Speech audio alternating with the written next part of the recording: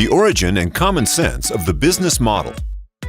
Although the expression business model was spotted much earlier in an academic text, it was with the appearance of internet startups in the 1990s that the expression became a buzzword, as in a trendy expression that spread rapidly without its users knowing exactly what it meant.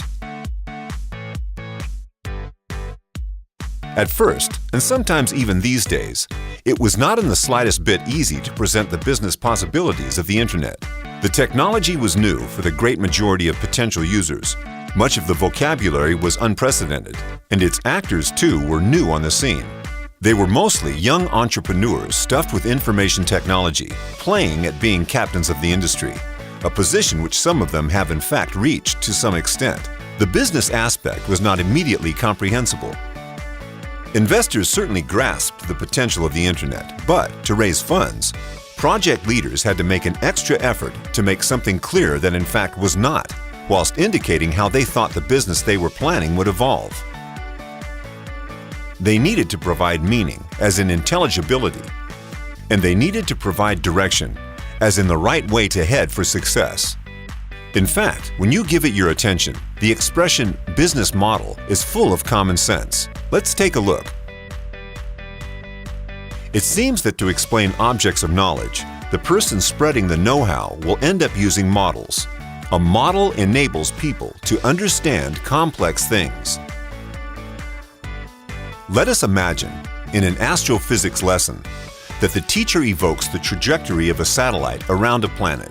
Given that it's impossible to make the student live the experience empirically by building a rocket to send him off and measure things for real, the teacher must find a way of explaining the trajectory by representing it. To do this, the teacher obviously should use a language that their listener understands. For example, if they understand the language of mathematics, the teacher can use maths to produce or use what one calls a model that, in the form of a formula, can describe or explain that trajectory. But mathematics is not the only way of enabling the modeling of an object of knowledge to make it comprehensible, to update it, or to make it visible, as in to generate a mental representation of it in the mind of the person learning.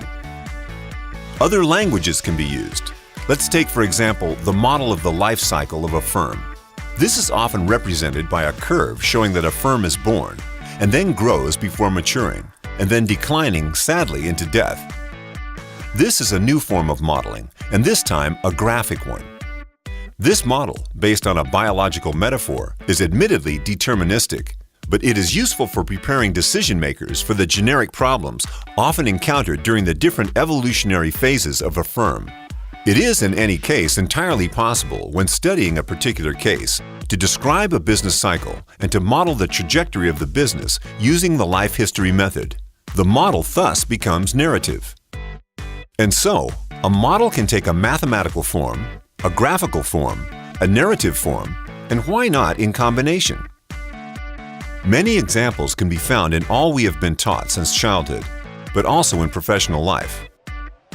The representations of programming languages to understand software functions, drawn representations on the printed circuit boards used by electronics engineers, knowledge maps and mental maps for modeling cognitive structures or the creativity of individuals, etc.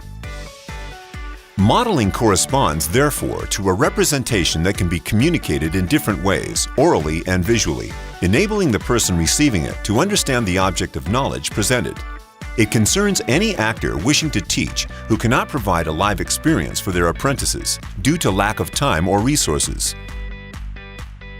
As they go along, a business creator builds a representation of the business as they envisage it. As it matures, the project integrates numerous elements requiring organization and its complexities. The creator will not, for example, take their financial partner with them to relive all they have been through to make them understand the business. They must establish a model for their business to make it comprehensible.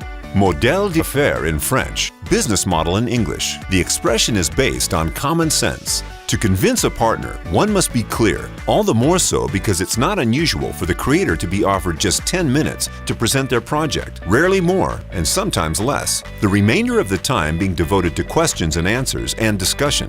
To be clear, there is no time to go into details. One must establish a model to deliver the essential while forgetting all that is accessory.